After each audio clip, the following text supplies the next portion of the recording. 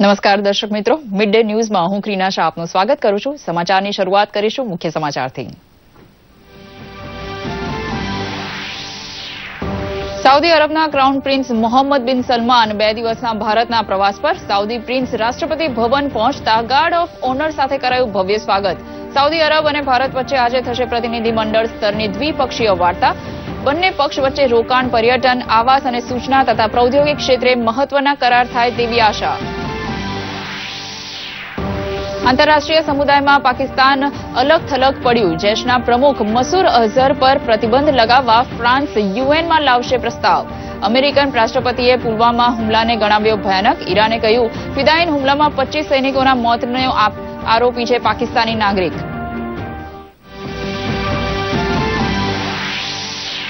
કેન્દ્રીય મંત્રીમંડળની બેઠકમાં લેવાયા મહત્વપૂર્ણ નિર્ણયો. ટ્રિપલ તલાક સહિતના 4 કાયદાઓ માટે વટહુકમ જાહેર કરવા લેવાયો નિર્ણય. કેન્દ્રીય કર્મચારીઓના મોંઘવારી ભથ્થામાં 3%નો વધારો. અમદાવાદમાં 2 કોરિડોરવાળી મેટ્રો રેલ ફેઝ 2ને પણ મળી લીલી ઝંડી. એશિયાના સૌથી મોટા એર શો 2019નો થયો શુભારંભ. રક્ષા ક્ષેત્રે જોડાયેલા તમામ ઉપકરણોનું કરવામાં આવી રહ્યું છે પ્રદર્શન. આ એર શોનો હેતુ મેક ઇન ઇન્ડિયાને પ્રોત્સાહન આપવાનો હોવાનું જણાવતા રક્ષામંત્રી.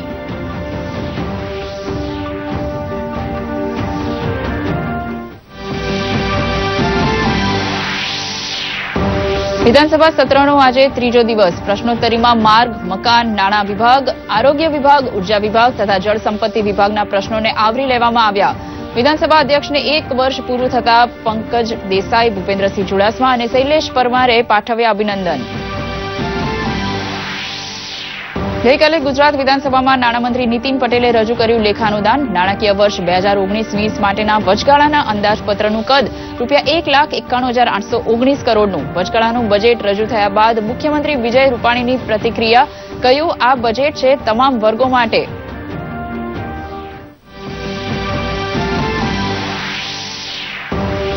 આયુષ્યમાન ભારત યોજના ખેડાના એક દર્દી માટે આશીર્વાદરૂપ. હાર્ટમાં 2 અલગ અલગ તકલીફની સારવાર ખર્ચાળ હોવાથી આયુષ્યમાન ભારત યોજના અંતર્ગત કરાયું ઓપરેશન. દર્દીના કુટુંબીજનોએ પ્રધાનમંત્રી મોદીનો માન્યો આભાર. સમાચાર વિગતવાર જોઈશું. સાઉદી અરબના ક્રાઉન પ્રિન્સ મોહમ્મદ બિન સલમાન પોતાની 2 દિવસીય યાત્રા પર ગઈકાલે સાંજે ભારત પહોંચ્યા છે, જ્યાં પ્રધાનમંત્રી નરેન્દ્ર મોદીએ એરપોર્ટ પર તેમનું સ્વાગત કર્યું હતું. આજે રાષ્ટ્રપતિ ભવનમાં તેમનું અધિકૃત રીતે દબદબાપૂર્વક સ્વાગત કરવામાં આવ્યું હતું. વળી તેમને ગાર્ડ ઓફ ઓનર પણ આપવામાં આવ્યું હતું. દક્ષિણ એશિયાઈ દેશોની મુલાકાતે નીકળેલા સાઉદી પ્રિન્સની ભારત મુલાકાત ઠીક એવા સમયે થઈ છે જ્યારે જમ્મુ કાશ્મીરમાં પુલવામામાં આતંકી હુમલાના કારણે સમગ્ર દેશમાં રોષનો માહોલ છે. આથી બંને દેશો વચ્ચેની પ્રતિનિધિ સ્તરની વાતચીતમાં આતંકવાદનો મુદ્દો છવાયેલો રહેવાની આશા રાખવામાં આવે છે. આ ઉપરાંત બંને દેશો વચ્ચે પર્યટન, હાઉસિંગ, માહિતી અને ટેકનોલોજીમાં રોકાણ, રક્ષા અને ઉર્જા ક્ષેત્રે સહયોગ સહિત 5 જેટલા ઐતિહાસિક કરાર થવાની પણ શક્યતા છે. આજે હૈદરાબાદ હાઉસમાં પ્રધાનમંત્રી નરેન્દ્ર મોદી અને ક્રાઉન પ્રિન્સ વચ્ચે શિખર સ્તરની વાતચીત થશે, જેમાં ભારત પાકિસ્તાન પ્રેરિત આતંકવાદનો મુદ્દો જોરશોરથી ઉઠાવશે. સાંજે પ્રિન્સ સલમાન રાષ્ટ્રપતિ રામનાથ કોવિંદ સાથે મુલાકાત કરશે. અત્રે ઉલ્લેખનીય છે કે સાઉદી અરબ ઉર્જા સુરક્ષાની દ્રષ્ટિએ ભારત માટે એક મહત્વનો દેશ છે. ભારત આવતા પહેલા સાઉદી પ્રિન્સ મોહમ્મદ બિન સલમાન રવિવારે પાકિસ્તાન ગયા હતા. ભારતે તેમના સીધા પાકિસ્તાન જવા પર વાંધો ઉઠાવ્યો હતો. પાકિસ્તાનને વૈશ્વિક સ્તરે અલગ પાડી દેવાની ગતિવિધિ તેજ થઈ ગઈ છે. ફ્રાન્સે જૈશ પ્રમુખ મસૂદ અઝહરને વૈશ્વિક આતંકવાદી જાહેર કરવા સંયુક્ત રાષ્ટ્ર પરિષદમાં પ્રસ્તાવ લાવવાનો નિર્ણય કર્યો છે. ફ્રાન્સ આગામી થોડા દિવસોમાં આંતરરાષ્ટ્રીય સુરક્ષા પરિષદમાં મસૂદ અઝહર પર પ્રતિબંધ લગાવવા માટે પ્રસ્તાવ લાવશે અને જૈશે મોહમ્મદના આકાને વૈશ્વિક આતંકવાદીની યાદીમાં મૂકવાની ભારતની કોશિશને મજબૂતી પ્રદાન કરશે. આ પ્રસ્તાવ રજૂ થયા બાદ વિતેલા 10 વર્ષોમાં કરવામાં આવેલો આ ચોથો પ્રયાસ હશે. તો બીજી તરફ અમેરિકી રાષ્ટ્રપતિ ટ્રમ્પે પુલવામા થયેલ હુમલાને ભયાનક ગણાવ્યો હતો. પાકિસ્તાનને બેનકાબ કરવાની કોશિશ સતત ચાલુ છે. ઈરાનના રિવોલ્યુશનરી ગાર્ડે પણ જૈશની ઈરાની સૈનિકોની હત્યા કરનારો પાકિસ્તાની નાગરિક ગણાવ્યો છે. દુનિયાના 2 મોટા દેશો બાદ ઈરાને પણ પાકિસ્તાનને બેનકાબ કર્યું છે.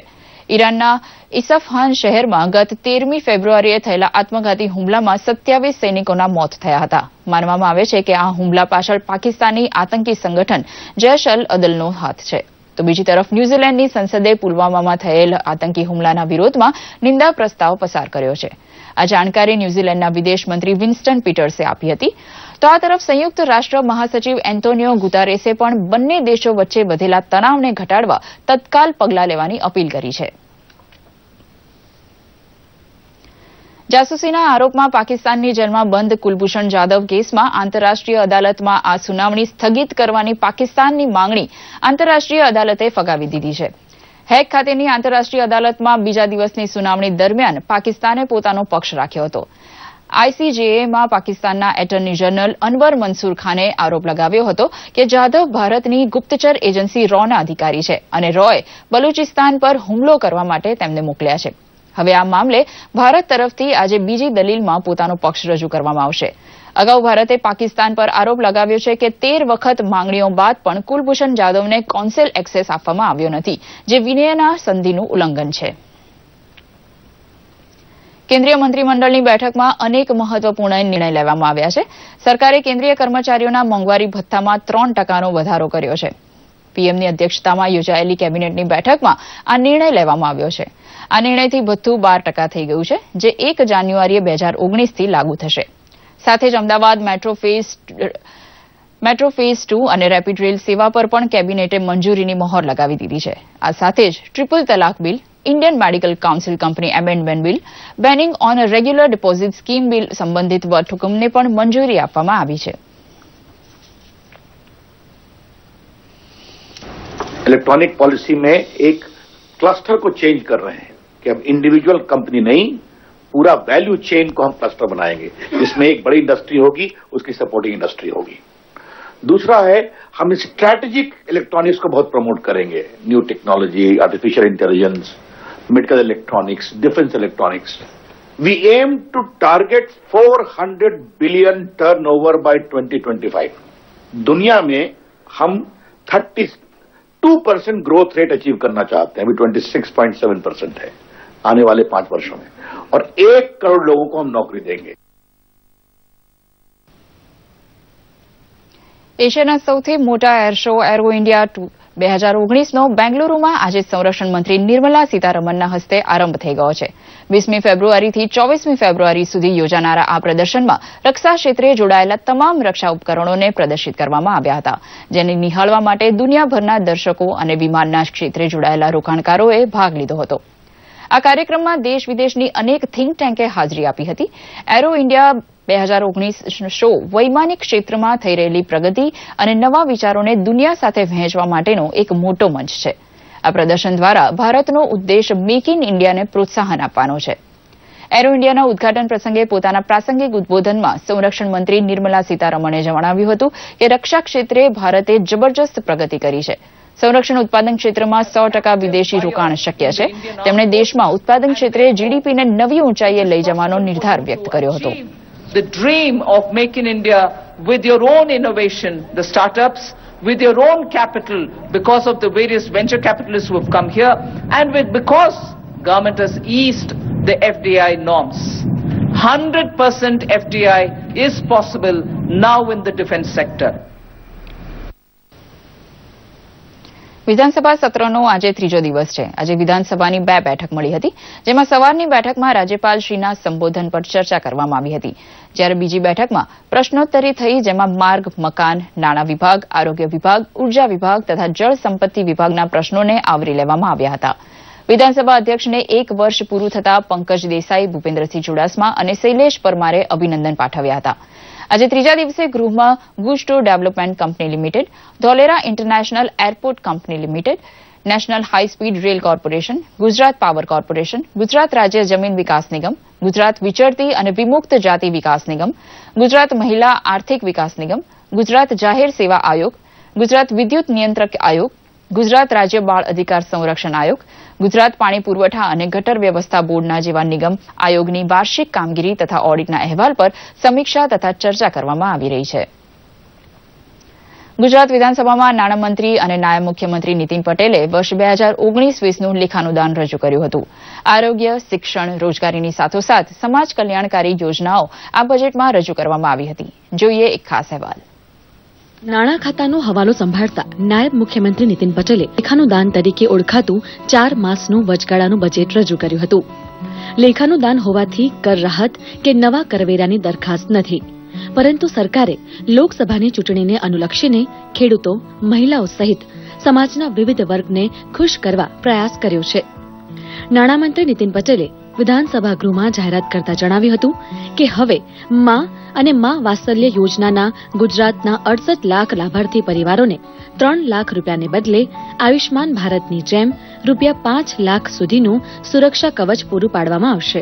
આજે હું જાહેરાત કરું છું કે હવે મા વાત્સલ્ય યોજનામાં જે આપણા લગભગ 68 લાખ પરિવારો અત્યારે નોંધાયેલા છે, એ 68 લાખ પરિવારોને હવે 3 લાખ રૂપિયાની વાર્ષિક સહાયના બદલે 5 લાખ રૂપિયા આ વાત્સલ્યના લાભાર્થીઓને 5 લાખની સારવાર જાહેરાત કરતા આનંદ થાય છે કે મા વાત્સલ્ય યોજનાની મર્યાદા આવકની 3 લાખથી વધારી 4 લાખ રૂપિયા કરીએ છીએ.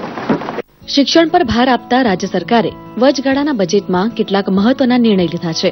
રાજ્યમાં એમબીબીએસની બેઠકોમાં વધારો કરવામાં આવ્યો છે, જેમાં 1275 બેઠકો વધારીને 4150 કરાઈ છે.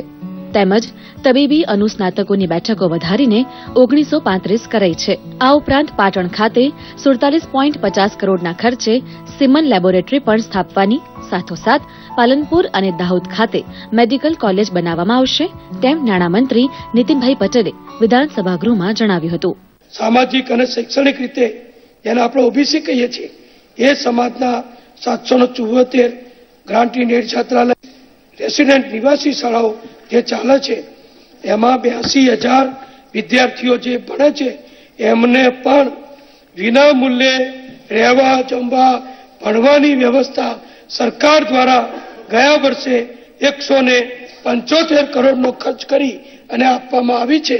તો એ પણ ઓબીસી સમાજ આવી ગયો, એસસી એસટી સમાજ આવી ગયો અને લાખો વિદ્યાર્થીઓ રહેવા, ભણવાનું, જમવાનું બધું સરકાર તરફથી વિના મૂલ્યે સામાજિક ઉત્થાન માટે, સામાજિક સમરસતા માટે અમે કરીએ છીએ.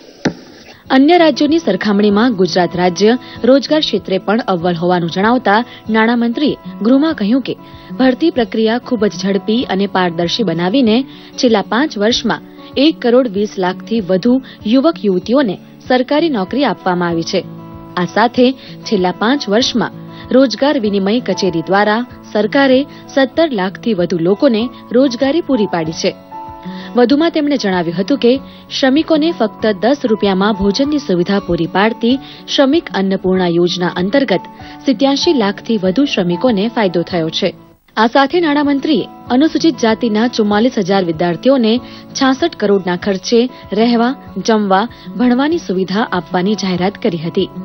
આ સાથે વૃદ્ધ પેન્શનમાં 50% વધારો કરી દેવાતા પેન્શન હવે ₹500 ને બદલે ₹750 આપવામાં આવશે. આ ઉપરાંત આદિવાસી બાળકોને શિષ્યવૃત્તિ, ટેલેન્ટ પુલની યોજના માટે ₹600 કરોડના ખર્ચે 17 લાખનો લાભ મળશે, તેમ નાણામંત્રીએ વચગાળાના બજેટમાં રજૂ કર્યું હતું. બ્યુરો રિપોર્ટ, દૂરદર્શન સમાચાર, અમદાવાદ. મુખ્યમંત્રી વિજય રૂપાણીએ ગુજરાતના વર્ષ 2019-20ના બજેટને સર્વ વર્ગોના વિકાસ સાથે આવનારા ભવિષ્યમાં ગુજરાતની નવી દિશા નક્કી કરનારું બજેટ ગણાવ્યું હતું. વિધવા બહેનોને 1000 રૂપિયા અપાતા હતા, એના 1250 રૂપિયા કરવામાં આવ્યા. એવી જ રીતે આંગણવાડી બહેનોને 6300 રૂપિયા પગાર આપવામાં આવતો હતો. એ 6300 નો સીધો 7200 રૂપિયા, 900 રૂપિયાનો વધારો આ વખતના બજેટમાં વૃદ્ધોને વડીલ વંદના કરવામાં આવી છે. જેમને 500 રૂપિયા પેન્શન આપવામાં આવતું હતું એને 750 રૂપિયા પેન્શન હવેથી આપવામાં આવશે. લગભગ 200 કરોડ રૂપિયાનો સરકાર ઉપર નવો બોજ અને વધારો પણ થશે. સાથે સાથે સમાજના છેવાડાના વર્ગ, પછાત વર્ગ, વાલ્મીકી સમાજ, કોળી ઠાકોર સમાજ, દલિત સમાજ, આદિવાસી સમાજ, બક્ષીપંચ સમાજના જે બધા નિગમો, લઘુમતી સમાજ, એમાં જે 100 કરોડ રૂપિયા એની યોજનાઓ માટે આપવામાં આવતા હતા, એમાં 50%નો વધારો કરીને 100 કરોડના 150 કરોડ રૂપિયા આ વખતના બજેટમાં સરકારે સપોર્ટ જાહેર કર્યો છે. હવે જોઈએ રાજ્યના કેટલાક મહત્વના સમાચારો સંક્ષિપ્તમાં.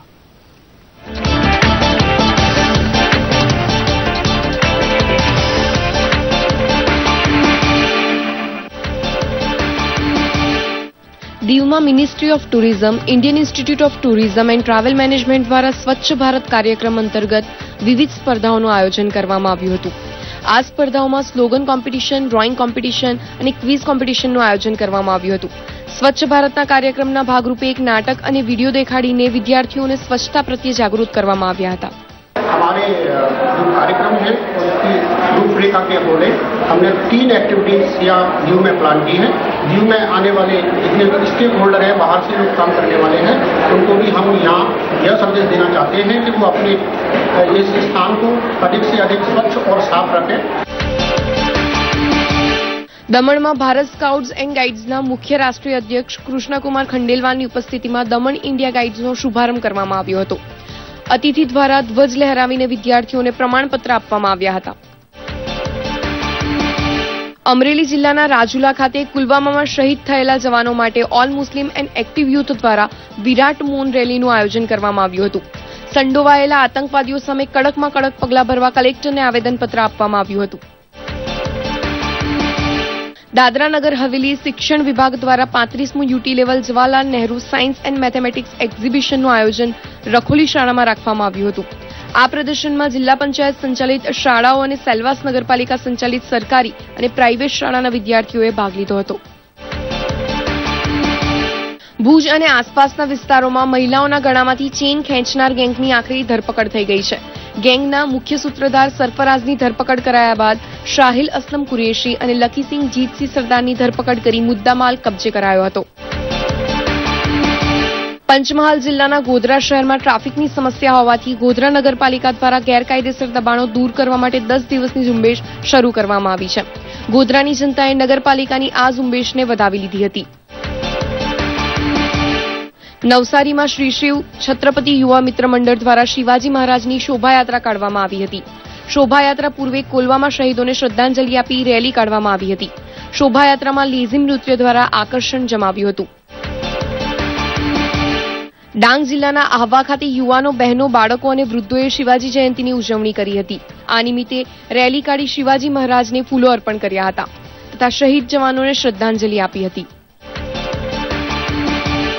MS યુનિવર્સિટી વડોદરા ખાતે ટિબેટિયન વિદ્યાર્થીઓએ મોટી સંખ્યામાં એકઠા થઈ શહીદોને શ્રદ્ધાંજલિ અર્પણ કરી હતી. વડોદરાના વિવિધ સંગઠનો, સંસ્થાઓ અને નગરજનોએ શ્રદ્ધાંજલિ પાઠવી હતી. વડોદરાના બજારો સ્વયંભૂ બંધ રાખવામાં આવ્યા હતા. નડિયાદ શહેરની સેન્ટ મેરી સ્કૂલમાં શહીદોને શ્રદ્ધાંજલિ આપવાનો વિશેષ કાર્યક્રમ યોજાયો હતો. જવાનો માટે પ્રાર્થના કરી મીણબત્તી પ્રજ્વલિત કરી શહીદોને શ્રદ્ધાસુમન અર્પણ કર્યા હતા. અંબાજી ખાતે જુનિયર બાળકોની શૈક્ષણિક સંસ્થામાં યોજાયેલ વાર્ષિકોત્સવમાં શહીદોને કેન્ડલ માર્ચથી શ્રદ્ધાંજલિ આપવામાં આવી હતી. બાળકોએ દેશભક્તિના કાર્યક્રમો રજૂ કર્યા હતા. તાપી જિલ્લાના વ્યારા શહેર ખાતે હિન્દુ સંગઠન દ્વારા શિવાજી જયંતિની ભવ્ય ઉજવણી કરાઈ હતી. દર વર્ષની જેમ આ વર્ષે પણ શોભાયાત્રા અને જાહેર સભાનું આયોજન કરાયું હતું. શહીદોને શ્રદ્ધાંજલિ આપી દેશભક્તિના ગીતો સાથે રેલી આખા નગરમાં ફરી હતી. નર્મદા જિલ્લાના રાજપીપળામાં છત્રપતિ શિવાજીની 389મી જન્મજયંતિની ભવ્ય ઉજવણી થઈ હતી. પુલવામાના શહીદોને અંજલિ આપી શોભાયાત્રામાં આ વિસ્તારના યુવાનો મોટી સંખ્યામાં જોડાયા હતા. કેન્દ્ર શાસિત દીવના સ્વાસ્થ્ય વિભાગ દ્વારા આશા વર્કર્સ માટે 5 દિવસની તાલીમ શિબિરનું આયોજન કરવામાં આવ્યું હતું. આના અંતર્ગત ધાત્રી માતા નવજાત શિશુની દેખભાળ કેવી રીતે કરી શકે એના અંગે તાલીમ આપવામાં આવી હતી. દેવભૂમિ દ્વારકા કોર્ટે 5 વર્ષ પહેલાના ઓનર કિલિંગના ગુનામાં સંડોવાયેલા 7 આરોપીઓને આજીવન કેદની સજા ફટકારી હતી. આ આરોપીઓએ 2014ની સાલમાં કટકા મુકામે ગોવિંદ અને પૂરીબેન ઉપર હુમલો કર્યો હતો અને ઘટના સ્થળે જ તેમનું મૃત્યુ થયું હતું.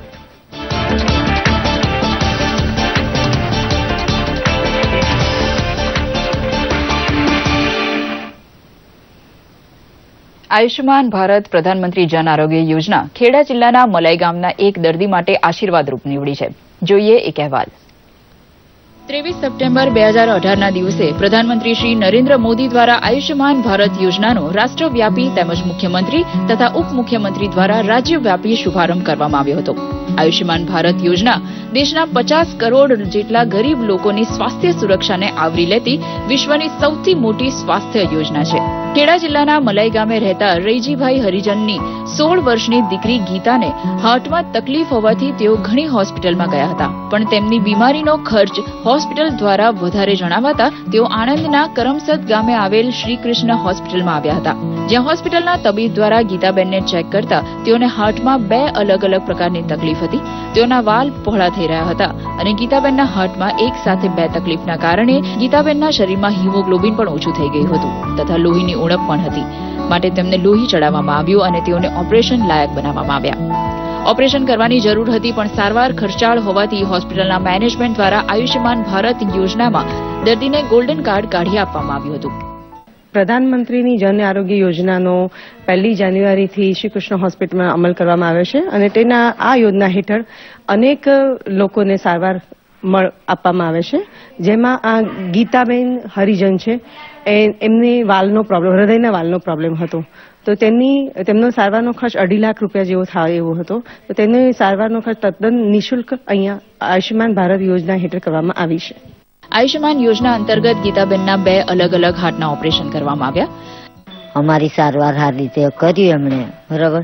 એનું ઓપરેશન કર્યું બધી વાતે અમારો પૈસો થયો નહીં.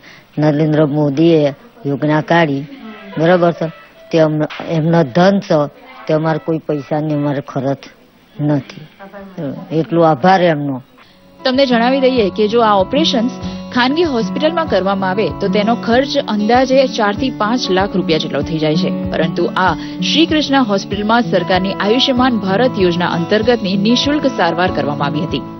એટલે અમારે એમને ઓપરેશન પહેલા તૈયાર કરવા પડ્યા, એમને થોડી દવાઓ ચાલી, એમને લોહી આપવું પડ્યું અહીંયાથી, અને ત્યાર પછી આ બંને વસ્તુનું ઓપરેશન એક સાથે આયુષ્યમાન સ્કીમ હેઠળ થયું.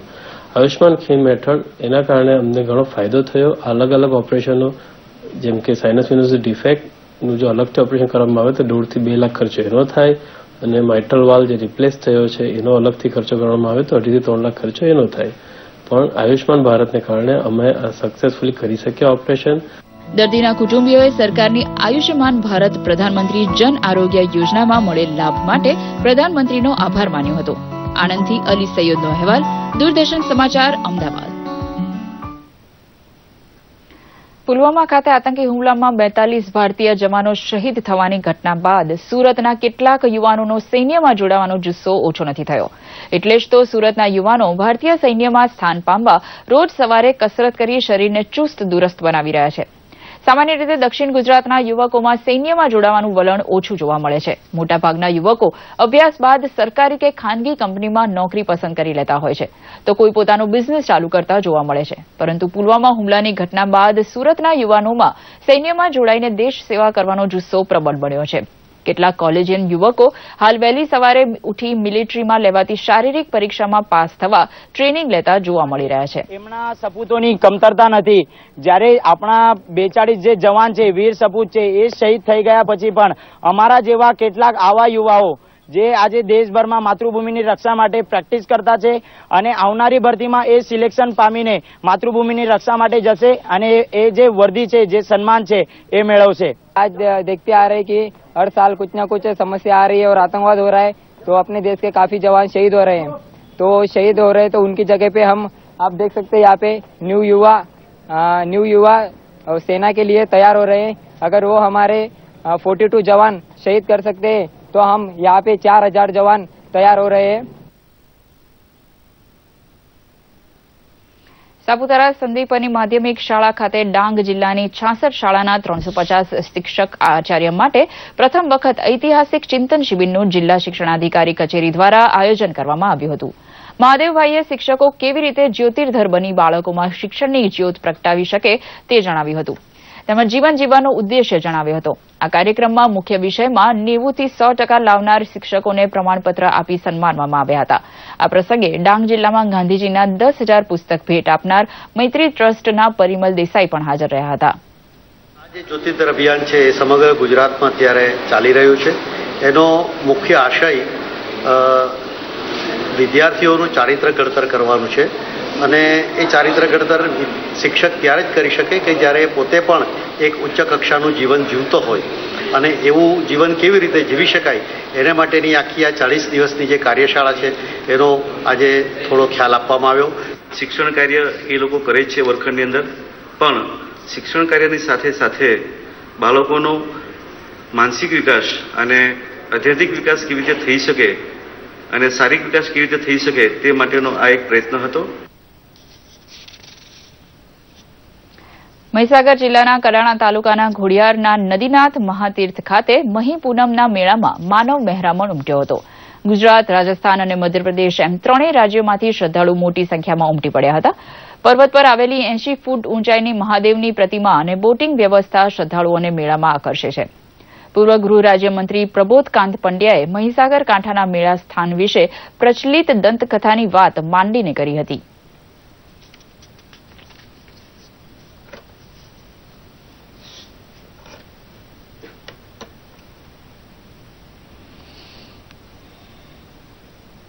શ્રી નદીનાથ મહાદેવનું અસલ 850 વર્ષ પુરાણું ગુફા મંદિર કડાણા ડેમમાં ડુબાણમાં જવાથી અહીંયા આગળ આ નવું મંદિર નવનિર્મિત થયેલું છે.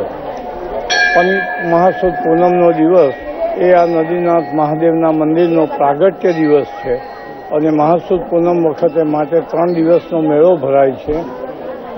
રાજસ્થાન, મધ્યપ્રદેશ અને સમગ્ર ગુજરાત છેક દિલ્હી સુધીના યાત્રાળુઓ, ભાવિક ભક્તો પણ આ મંદિરે આવેલા છે.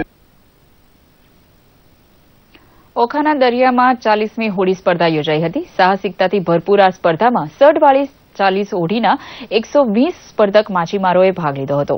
ઓખાના દામજી જેઠી ખાતે જિલ્લા રમતગમત અધિકારી તથા વહીવટી તંત્ર સાથે યુવક સેવા અને સાંસ્કૃતિક પ્રવૃત્તિઓ વિભાગ દ્વારા સંચાલિત આ 40મી મહાજનક સ્મારક સમુદ્ર હોડી સ્પર્ધા યોજાઈ હતી. સાગરકાંઠે વસતા માછીમારોને પ્રોત્સાહન મળે તે હેતુથી આ પ્રકારનું આયોજન કરવામાં આવ્યું હતું. આ સ્પર્ધામાં એક હોડીમાં 3 સ્પર્ધકો સવાર હોય છે. સ્પર્ધકો પોતાની હોડી લઈ બેટ દ્વારકા ટાપુને ફરતા અંદાજે 40 કિલોમીટરનો દરિયો પાર કરે છે. હાલ આધુનિક યુગમાં સઢવાળી હોડી ક્યાંય જોવા મળતી નથી. વળી આ હોડીઓ માત્ર પવનની તાકાતથી ચાલતી હોવાથી તે ચલાવવામાં ભારે સાહસિકતાની જરૂર પડે છે. ત્યારે આ હોડી સ્પર્ધા દર વર્ષે માછીમારોમાં આકર્ષણ જગાવે છે. સ્પર્ધાના અંતે વિજેતા સાહસિકોને રોકડ ઇનામથી પ્રોત્સાહિત કરવામાં આવ્યા હતા. કાર્યક્રમની શરૂઆતમાં પુલવામા આતંકી હુમલામાં શહીદ થયેલ જવાનોને મૌન પાળી શ્રદ્ધાંજલિ અપાઈ હતી. દ્વારા અને યુવક સેવા દ્વારા જે સાગરકાંઠા વિસ્તારની અંદર યુવાનો રહે છે, જે સાગરખેડુ તરીકે ઓળખાય છે, તેઓની અંદર સાહસ અને શૌર્યતાનો વિકાસ થાય. જેઓની આ પરંપરાગત જ્યાં છે હોડી અને સમુદ્ર સાથેનો સંબંધ એ વધારે ખીલે અને આપણી પ્રાચીન કલ્ચર જે છે એ જળવાઈ રહે એના માટે સરકારશ્રી દ્વારા આ સ્પર્ધાનું આયોજન કરવામાં આવે છે. સંસ્કાર ભારતી, ગુજરાત પ્રાંત અને કલા પ્રતિષ્ઠાન ગુજરાતના સંયુક્ત ઉપક્રમે રાજભવન ખાતે આયોજિત કાર્યક્રમમાં રાણકી વાવ રમ્ય રૂપાંતરણ કલાગ્રંથનું રાજ્યપાલ ઓપી કોહલીના હસ્તે વિમોચન કરાયું હતું. આ પ્રસંગે સંબોધન કરતા રાજ્યપાલશ્રીએ જણાવ્યું હતું કે રાણકી વાવ ગુજરાતની કલા, સંસ્કૃતિ અને વૈભવનું પ્રતીક છે. આ અપ્રતિમ વાવને યુનેસ્કો દ્વારા વિશ્વ ધરોહર તરીકે જાહેર કરવામાં આવી છે. રાજ્યપાલશ્રીએ કલાગ્રંથ દ્વારા સાંસ્કૃતિક ધરોહરને ચિરંજીવી બનાવવાના સંસ્કાર ભારતી સંસ્થાના પ્રયાસોને બિરદાવ્યા હતા. આ પ્રસંગે ભૂતપૂર્વ સાંસ્કૃતિક રાજ્યમંત્રી મહેન્દ્રભાઈ ત્રિવેદી તથા સાહિત્યકાર જોરાવરસિંહ જાદવ અને સંસ્કાર ભારતીના રાજુજી પરમાર અને રમણીકભાઈએ પ્રાસંગિક પ્રવચન કર્યા હતા. શ્રી સંતરામ મંદિર નડિયાદ ખાતે યોગીરાજ અવધૂત શ્રી સંતરામ મહારાજનો 188મો સમાધિ મહોત્સવ અને લક્ષ્મણ મહારાજનો સાર્ધ શતાબ્દી મહોત્સવ ધામધૂમથી ઉજવાયો હતો. સંતરામ મહારાજે 1887માં મહાસુદ પૂર્ણિમાના દિવસે જીવિત સમાધિ લીધી હતી. ભારતભરમાંથી અને વિદેશમાંથી સંતરામના ભક્તો આ મહોત્સવમાં ભાગ લેવા ઉમટી પડતા હોય છે. વર્ષમાં એકવાર થતી મહાઆરતીના દર્શન માટે તેમજ ઉછાળેલી સાકર અને કોપરાનો પ્રસાદ ગ્રહણ કરવા માટે ભક્તોનું ઘોડાપુર સમાધિ ચોકમાં આવે છે. આ દિવસે 251 મણ સાકર અને 111 મણ કોપરાનો પ્રસાદ ઉછાળવામાં આવે છે. વહેલી સવારથી 350 ઉપરાંત ભજન મંડળીઓ વચ્ચે સ્પર્ધા યોજાઈ હતી. ડાકોર ખાતે પણ મહાસુદ પૂનમને લીધે હજારોની સંખ્યામાં ભક્તો ઉમટી પડ્યા હતા. પૂરા વિશ્વમાંથી મહારાજશ્રીના ભક્તો આ દિવસે ખાસ દર્શન કરવા આવે છે અને આ વર્ષ લક્ષ્મણદાસજી મહારાજ પટશિષ્ય સંતરામ મહારાજના એમને સાધ સમાધિ મહોત્સવ છે. એટલે કે લક્ષ્મણદાસજી મહારાજને 150 વર્ષ સમાધિ લીધે પૂરા થાય છે. એટલે આ દિવસનું વિશેષ મહત્વ છે. યોગીરાજ અવધૂત શ્રી સંતરામ મહારાજશ્રીના પટ્ટ શિષ્ય પૂજ્ય લક્ષ્મણદાસજી મહારાજશ્રીના સમાધિ દિન 150મો સહર્ધ શતાબ્દી મહોત્સવ નડિયાદમાં ઉજવાઈ રહ્યો છે. તે નિમિત્તે દેશ પરદેશથી સંતરામના ભક્તો અત્રે પધારેલા છે અને દર વર્ષની માફક સાકર વર્ષાનો પ્રસાદ તથા તેના આશીર્વાદ માટે ખાસ અત્રે આવીએ છીએ. આ સાથે જ આ સમાચારની સમાપ્ત કરે છે. નમસ્કાર.